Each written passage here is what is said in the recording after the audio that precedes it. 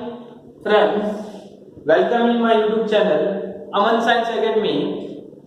Today I discuss in class 12 physics chapter number 11 किरण प्रकाशिकी। आप लोगों को पता है कि हम लोगों ने इस चैप्टर का 1/3 पार्ट है जो कंप्लीट कर लिया है। और मेरा दिमाग में याद रखना कि किसी भी चीज को याद करने का तरीका टॉपिक वाइज टॉपिक दिमाग में लर्न होना चाहिए। जैसे मैंने आपको सबसे पहले प्रकाश का परावर्तन करवाया है, तो परावर्तन के साथ मैंने क्या करवाया बेटा? दर्पण करवाया है। अगली बात समझ में? तो कैसे याद करोगे? सबसे पहला परावर्तन, उसके बाद उसके नियम मैंने करवाया आप लोगों को। उसके बाद मैंने क्या लिया बेटा? परावर्तन के प्रकार, प्रतिबिंब के प्रकार, आभासी प्रतिबिंब क्या होता है, वास्तविक प्रतिबिंब क्या होता है, उसके बारे में अपन लोगों ने पढ़ा। उसके बाद गोलीय दर्पण क्या होता है, गोलीय दर्पण के प्रकार, फिर गोलीय दर्पण के नियम, और फिर हम लोगों ने पढ़ा कि अवतल दर्पण द्वारा है, उत्तल दर्पण द्वारा प्रतिबिंब का निर्माण कैसे होता है। और उसके बाद हम लोगों ने उसी टॉपिक के ऊपर जो आंकिक प्रश्न थे उसके बारे में हम लोगों ने डिस्कस किया। तो वो जो चैप्टर कंप्लीट हुआ है, तो याद रखिएगा कि कभी भी अपन परावर्तन के साथ बेटा क्या याद रखोगे हमेशा? गोलीय दर्पण। अगली बात समझ में? और आज जो मैं चैप्टर स्टार्ट करा रहा हूँ, नेक्स्ट जो लेक्चर आज स्टार्ट कर रहा हूँ, उसमें अपन पढ़ेंगे बेटा अपवर्तन। क्या पढ़ेंगे बेटा? अपवर्तन होता क्या है, आगे बात समझ में? और उसके साथ अपवर्तन के साथ क्या पढ़ेंगे बेटा? अपन लेंस पढ़ेंगे। इसमें क्या पढ़ेंगे बेटा? गोलीय लेंस के बारे में पढ़ेंगे। तो आज चैप्टर स्टार्ट करने से पहले मैं आप लोगों से डिस्कस करना चाहता हूं कि अपवर्तन होता क्या है। आगे बात सुनिए बेटा।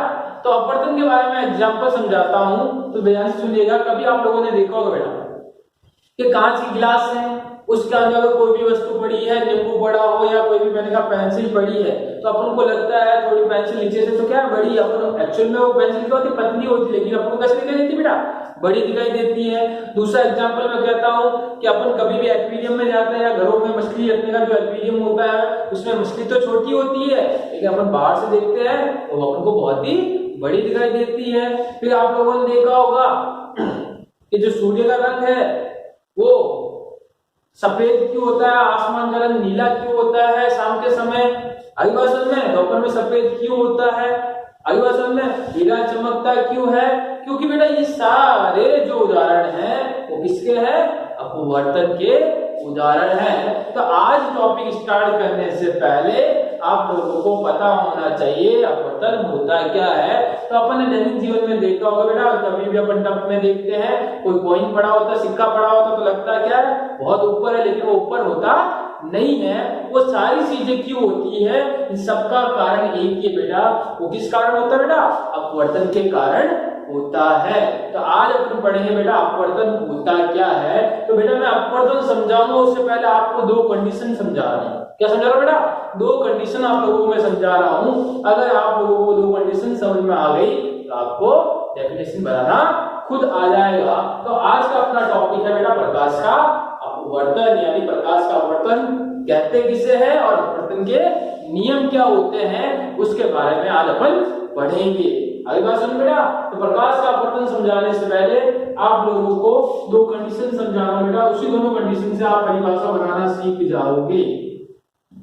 तो बेटा याद रखना, अगर मैंने कहा है, ध्यान से देखिएगा बेटा, दो कंडीशन समझा रहा हूं। एक माध्यम होता है बेटा विरल माध्यम। क्या होता है बेटा? विरल माध्यम। विरल माध्यम में मैं लिखता हूं वायु, और एक होता है सघन माध्यम, इसमें मैं लिखता हूं कांच। ठीक है बेटा? दो कंडीशन बता रहा हूं, दोनों ध्यान से देखिएगा। यहां पे अब मैंने लिया सघन माध्यम,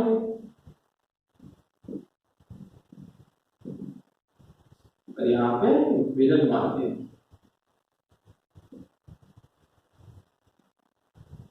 तो बेटा स्टार्ट करने से पहले आप लोगों से प्रकाश का अपवर्तन समझने से पहले दो चीजें आप लोगों से क्लियर कर देना चाहता हूं कि बेटा याद रखना, अपवर्तन पे हर साल एक नंबर का जो क्वेश्चन है, छोटा क्वेश्चन जिसे कहते हैं अपन 1 मार्क्स से जो क्वेश्चन है, पिछले साल का पेपर उठा के देखिएगा, अपवर्तन या अपवर्तन के उदाहरण, बेटा अपवर्तन के 9 उदाहरण दे रखे आप लोगों को। अपन क्या पढ़ने वाला है आज मैं जरूर समझा देता हूं। अपवर्तन कैसे कैसे, अपवर्तन के प्रकार, अपवर्तन के नियम क्या है, और सबसे इंपॉर्टेंट टॉपिक जो है इस टॉपिक के अंदर अपवर्तन के उदाहरण। बेटा देखो कौन कौन से उदाहरण पूछे जा सकते हैं, मेरी बात ध्यान से सुनिएगा, उसके बाद में अपन डिस्कस भी करेंगे उसके बारे में। क्या पूछेगा कि कोई कांच का आयताकार स्लैब है, उसमें प्रकाश के अपवर्तन को समझाइए, तारे टिमटिमाते क्यों है ये समझाइए, अग्रिम सूर्योदय एवं सूर्यास्त क्यों होता है कारण दीजिए, पहले के अंदर जो पेंसिल लगी हुई है वो मुड़ी हुई दिखाई देती है, क्यों दिखाई देती है कारण बताइए। बात समझ आ गई बेटा।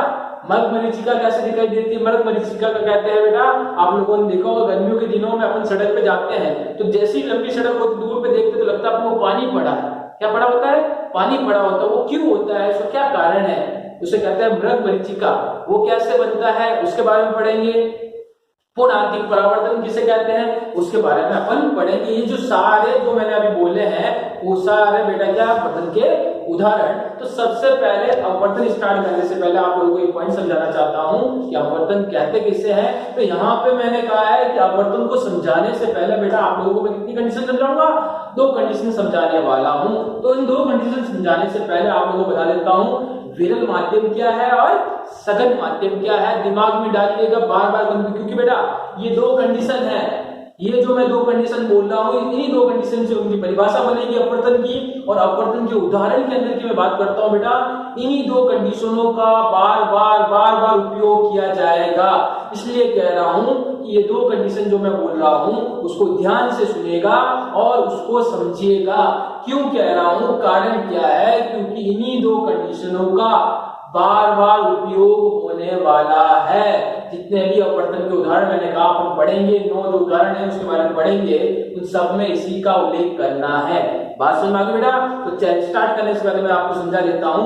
आप पूछोगे सर सघन माध्यम क्या है और विरल माध्यम क्या है। तो बेटा याद रखना सघन माध्यम का मतलब है जहां पे अणु पास होते हैं, जहां पे कण क्या होता है बेटा पास लोहे की बात करता हूं। लोहे में देखोगे बेटा छोटे छोटे जो कण होते हैं पास चिपके होते नहीं होते हैं। बात समझ में आ गई। वही मैं कांच की बात करता हूँ, कांच को अपन तोड़ते हैं तो छोटे छोटे जो कण होते हैं बेटा वो चिपके होते हैं। तो सघन माध्यम का मतलब जहां पे कण क्या होता है बेटा बहुत पास होते हैं। जैसे कांच की बात कर लेता हूं, पानी है, ये सारा क्या बेटा सघन माध्यम है। बात समझ में आ गई। सघन माध्यम का मतलब जहां पे कण क्या होता है बेटा पास होते हैं वो माध्यम कौन सा होगा, सघन माध्यम। जैसे वायु है, सॉरी जैसे कांच है और जल है। बात समझ में आ गई। विरल माध्यम का मतलब है जहां पे कण थोड़े क्या होते हैं बेटा दूर होते हैं, वो माध्यम क्या होंगे विरल माध्यम। और विरल माध्यम अपन किसकी बात करते हैं, वायु होता है। बात समझ में आ गई बेटा। तो 2 चीजें ध्यान रखना, सघन माध्यम क्या है, विरल माध्यम क्या है। सघन माध्यम जहां पे कण पास होते हैं, विरल माध्यम कण दूर होते हैं। तो इसकी परिभाषा समझाने से पहले आपको 2 कंडीशन समझा रहा हूं, दोनों कंडीशन याद रखनी है। ध्यान से देखिएगा। मैं कहता हूं कि जब कोई प्रकाश की किरण आने वाली किरण है बेटा उसको क्या कहते हैं अपन, आपतित किरण। मैंने कहा कि जब कोई प्रकाश किरण, ध्यान सुनो बेटा, इसकी परिभाषा 2 कंडीशन दोनों की परिभाषा बनाएंगे, दोनों की परिभाषा को साथ जोड़ देंगे तो अपवर्तन की परिभाषा बन जाएगी। बात समझ आ गई। यानी 2 कंडीशन अपन पढ़ेंगे, दोनों की परिभाषा बनाएंगे, दोनों की परिभाषा को जोड़ देंगे, किसकी परिभाषा बन जाएगी, अपवर्तन की परिभाषा बन जाएगी। ध्यान से सुनना। मैंने यहाँ पे बेटा ले रहा हूँ ऊपर कौन सा माध्यम है, विरल माध्यम। प्रकाश किरण कहां से आ रही है, विरल माध्यम से। कहां जा रही है, सघन माध्यम। तो ध्यान से सुनना, जब प्रकाश किरण विरल माध्यम से सघन माध्यम की ओर जाती है तो अपवर्तन के पश्चात अभिलंब क्या जाती है बेटा, पास आ जाती है। अभिलंब क्या जाती है, पास आ जाती है। ये है अपवर्तित किरण। बेटा तो ध्यान से सुनना, मैंने क्या लिखा है, जब कोई प्रकाश की किरण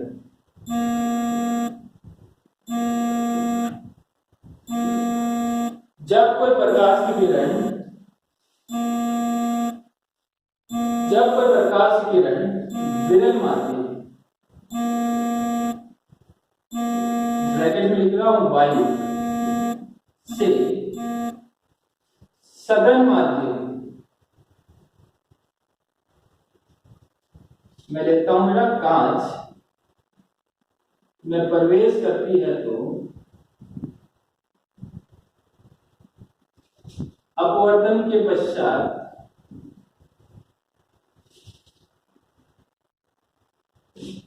अविलंब के पास आ जाती है। अच्छा बेटा, ये कंडीशन पहले लिख देता हूं, फिर आप लोगों को समझाता हूं क्या है। आने वाली किरण क्या कहलाती है बेटा? आपतित किरण, एंगल आई।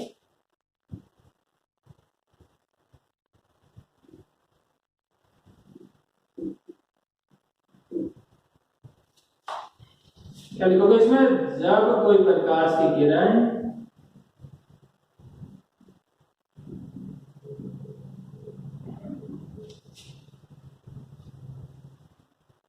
सघन माध्यम से, यानी कांच से विरल माध्यम वायु में प्रवेश करती है तो अपवर्तन के पश्चात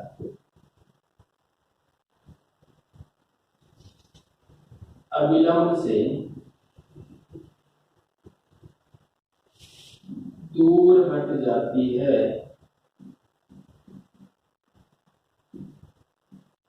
तो बेटा याद रखना, समझाने से पहले आप लोगों से मैंने जो डिस्कस किया है कि प्रकाश का अपवर्तन होता है क्या है, 2 पॉइंट याद रखोगे, 2 कंडीशन याद रखोगे। इन दोनों ही कंडीशन पे प्रकाश का अपवर्तन निर्भर करता है। या फिर जितने भी उदाहरण अपन पढ़ेंगे बेटा, 2-3 दिनों में आने वाले लेक्चर में पढ़ेंगे, उनके उदाहरण के बारे में डिस्कस करेंगे। तो इन 2 कंडीशनों का बार बार मैं कह रहा हूं उल्लेख होने वाला है, तो इसलिए आपको ध्यान से ये 2 कंडीशन समझनी है। तो सबसे पहले आप लोगों से मैंने कहा कि सघन माध्यम क्या है और विरल माध्यम क्या है। तो सघन माध्यम मतलब जहां पे कण पास पास होते हैं वो माध्यम होता है सघन माध्यम। जैसे मैंने बात की है कांच या पानी की, मैंने बात की है। सेकंड बात मैं कर रहा हूं विरल माध्यम क्या होता है, जहां पे मैं कहता हूं कि कण बहुत दूर दूर होते हैं, वो माध्यम कहलाता है विरल माध्यम। इसका एग्जांपल मैं बोलता हूं वायु। अगली बात समझ में, तो स्टार्ट करते हैं कि प्रकाश का अपवर्तन होता क्या है। तो ध्यान से सुनिएगा बेटा, 2 कंडीशन मैंने समझाई है, दोनों कंडीशन याद रखोगे।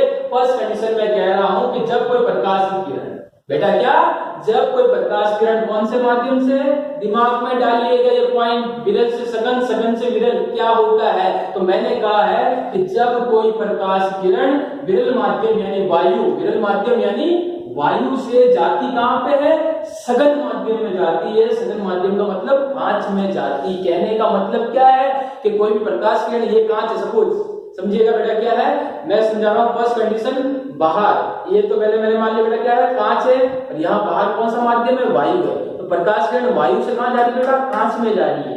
ध्यान से सुनना, मैंने कहा वायु से कांच में जा रही है, यानी प्रकाश किरण कहां से जा रही है, जब विरल से सघन की ओर जाती है। ध्यान से सुनना, जब कोई प्रकाश की किरण विरल माध्यम से सघन माध्यम यानी वायु से किसके अंदर जा रही है बेटा, कांच, कांच से निकल नहीं रही है, कांच के अंदर जा रही है। वर्डिंग पे ध्यान रखना बेटा।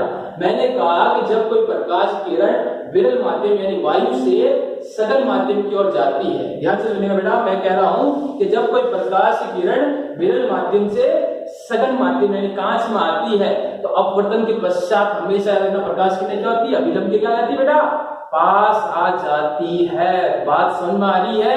क्या बोला मैंने, 2 कंडीशन बेटा, बार बार ध्यान से सुनिएगा। 2 कंडीशन पे पूरा अगला टॉपिक, तो नेक्स्ट टॉपिक में लेने वाला हूं, पूरा इसी पे डिपेंडेंट है। 2 कंडीशन पे मैं कह रहा हूं कि प्रकाश किरण जब विरल माध्यम से सघन माध्यम आती है, तो अपवर्तन के पश्चात प्रकाश किरण क्या आ जाती है बेटा, अभिलंब के पास आ जाती है। यानी ये कोण बड़ा होता है, ये कोण क्या होता है बेटा, छोटा होता है। आई बड़ा होता है, आर क्या होता है, छोटा। आई यानी अपवर्तन कोण, आर यानी अपवर्तित कोण। बात समझ में आ गई बेटा? तो मेरी बात ध्यान से सुनना, मैंने क्या कहा है कि जब कोई प्रकाश की किरण विरल से सघन आता है, कभी भी पूछूंगा बेटा, मैं नेक्स्ट टॉपिक में आप लोगों से डिस्कस करने वाला हूं कि जब कोई प्रकाश किरण विरल माध्यम से सघन माध्यम की ओर आती है, यानी वायु से इसके अंदर, कांच के अंदर आती है, तो अपवर्तन के पश्चात अभिलंब क्या जाती है बेटा, प्रकाश किरण पास आ जाती है। बात समझ में आ गई बेटा? पहली कंडीशन कि जब कोई प्रकाश की किरण विरल से सघन आती है, तो अपवर्तन के पश्चात विलंब के पास आ जाती है। कौन, प्रकाश की किरण। ये तो थी बेटा फर्स्ट कंडीशन। इसी का उल्टा क्या है बेटा सेकंड कंडीशन। क्या है कि जब कोई प्रकाश किरण सघन से विरल, कहने का मतलब क्या है, पहली कंडीशन क्या थी बेटा बाहर का था विरल, ये सघन और वापस नीचे क्या है विरल। बात समझ आ गई। ये कांच मैंने माना है ऊपर है विरल, ये सघन और ये विरल। तो मैंने कहा विरल से सघन आती है तो अभिलंब पे क्या जाती है बेटा पास आ जाती है। अब प्रकाश किरण कहां पे है बेटा सघन माध्यम कांच के अंदर, कांच से वापस कहां निकल रही है बाहर निकल रही है। तो कहां से जा रही है प्रकाश किरण सघन से विरल जाती है, तो अभिलंब से क्या जाती है बेटा दूर हो जाती है। और इसी प्रकाश की इसी घटना को कहते हैं प्रकाश का अपवर्तन। देखो परिभाषा समझाऊंगा 2 मिनट में, 2 कंडीशन दोनों को जोड़ के लिखोगे क्या बन जाएगी बेटा प्रकाश के अपवर्तन की परिभाषा। ध्यान से सुनना, वापस दोनों कंडीशन बोल रहा हूं कि जब कोई प्रकाश की किरण विरल माध्यम वायु से सघन माध्यम कांच में जाती है तो अपवर्तन के पश्चात अभिलंब के पास आ जाती है कौन प्रकाश की किरण। दूसरी कंडीशन मैंने बोली है कि जब कोई प्रकाश की किरण सघन माध्यम से विरल माध्यम, सघन माध्यम यानी कांच से विरल माध्यम यानी वायु की ओर जाती है तो अपवर्तन के पश्चात अभिलंब से क्या हो जाती है प्रकाश किरण दूर हो जाती है। और इसी परिघटना को प्रकाश क्या कहते हैं बेटा अपवर्तन कहते हैं। यानी अपवर्तन की परिभाषा क्या होगी कि जब कोई प्रकाश किरण विरल से सघन माध्यम में प्रवेश करती है तो अपवर्तन के पश्चात अभिलंब के पास आ जाती है। और जब कोई प्रकाश किरण सघन से विरल में प्रवेश करती है तो अपवर्तन के पश्चात अभिलंब से क्या हो जाती है बेटा दूर हो जाती है। प्रकाश की इसी परिघटना को यानी प्रकाश की इसी घटना को अपवर्तन कहते हैं। बात समझ आ गई बेटा। अपन ने 2 कंडीशन है, दोनों कंडीशन आगे काम में आने वाली है। तो नेक्स्ट डिस्कस करते अपन।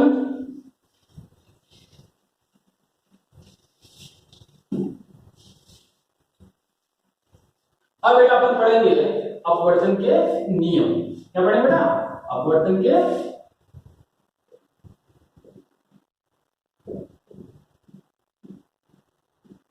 बेटा याद रखना अपवर्तन के कितने नियम है 2 नियम। जैसे अपन ने परावर्तन में 2 नियम पढ़े थे उसी प्रकार से अपवर्तन के कितने नियम बेटा 2 नियम है। पहला नियम क्या कहता है आपतित किरण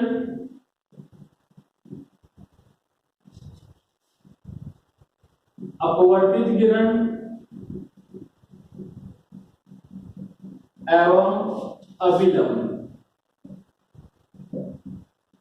तीनों एक ही तल में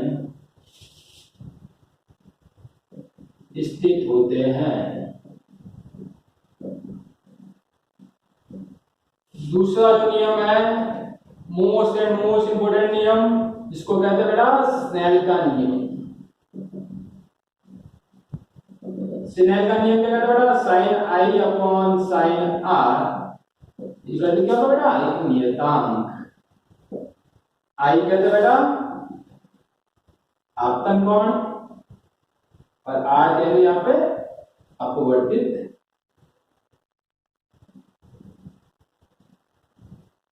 तो बेटा ध्यान से सुनिएगा, अपन लोगों ने अभी 2 कंडीशन के बारे में डिस्कस किया था। वही अपवर्तन था कि जब प्रकाश किरण विरल से सघन जाती है तो अभिलंब के पास आ जाती है और जब सघन से विरल जाती है तो अभिलंब से दूर हो जाती है। इसी घटना को प्रकाश का अपवर्तन कहते हैं। लेकिन बेटा कुछ पॉइंट में ध्यान से सुनिएगा, मैं पॉइंट बोल रहा हूं उसको नोट करिएगा और ध्यान रखिएगा। अब अपवर्तन की जब अपन बात करते हैं तो आने वाली किरण कौन सी होती है आपतित होती है हमेशा, लेकिन टकरा के जाएगी तो वहां पर परावर्तित नहीं लिखोगे बेटा। अपवर्तन में क्या लिखोगे अपवर्तित किरणें। क्या लिखेंगे अपन अपवर्तित किरणें। तो नियम की बात करता हूं बेटा 2 नियम दे रखे। अपवर्तन के कितने नियम होते हैं बेटा 2 नियम होते हैं। जिस प्रकार से परावर्तन के 2 नियम होते हैं तो अपवर्तन के भी नियम कितने बेटा 2। पहला नियम क्या कहता है बेटा आने वाली किरण जाने वाली किरण और दोनों के बीच का जो 90 डिग्री का एंगल बनता है अभिलंब जिसे कहते हैं, तीनों कहां होंगे एक ही जगह। यानी कहने का मतलब कि प्रकाश किरण आएगी यहीं से, टकराएगी यहीं से और जाएगी भी यहीं से। यानी कांच है मैंने मान लिया प्रकाश किरण आने वाली आपकी टकराएगी और यहीं से जाएगी। यानी तीनों चीजें कहां होगी एक ही जगह पे होगी। कहने का मतलब पहला नियम क्या है बेटा आपतित किरण अपवर्तित किरण और अभिलंब तीनों कहां होंगे एक ही तल पे क्या होंगे बेटा स्थित होंगे। बात समझ में आ गई कि आने वाली किरण जाने वाली किरण और अभिलंब तीनों एक ही तल में स्थित होंगे। सेकंड जो नियम है इंपोर्टेंट नियम है ध्यान से सुनना, जिसको अपन कहते हैं स्नेल का नियम। क्या कहते हैं स्नेल का नियम। स्नेल क्या कहता है कि आने वाले कोण और जाने वाला कोण कौन सा कोण साइन कोण। कौन सा कोण साइन कोण। यानी ज्या कोण और ज्यापतन कोण और ज्यापवर्तित कोण दोनों का जो अनुपात है वो हमेशा क्या होता है, नियतांक होता है, यानी sin i upon sin r क्या होता है बेटा, एक कांस्टेंट आएगी, यानी जिसकी वैल्यू क्या होगी बेटा, फिक्स होगी। अगर मैं आने वाली किरण का साइन एंगल निकालूं और जाने वाली किरण का साइन एंगल निकालता हूं, जब दोनों का अनुपात निकालता हूं तो एक वैल्यू आएगी, वो वैल्यू क्या होगी बेटा, फिक्स होगी, एक नियतांक के बराबर होगी। बात समझ में आ गई बेटा। तो आज हम लोगों ने इसके बारे में डिस्कस किया, अपवर्तन और अपवर्तन के नियम क्या होते हैं। कल इसी के आगे इन दोनों कंडीशन को आप पढ़ के आओगे। इन दोनों कंडीशन के ऊपर जो उदाहरण दे रखे अपवर्तन, उसके ऊपर अपन कल क्या करेंगे बेटा, डिस्कस करेंगे। तो इसलिए घर रहिए और पढ़ते रहिए। Thank you.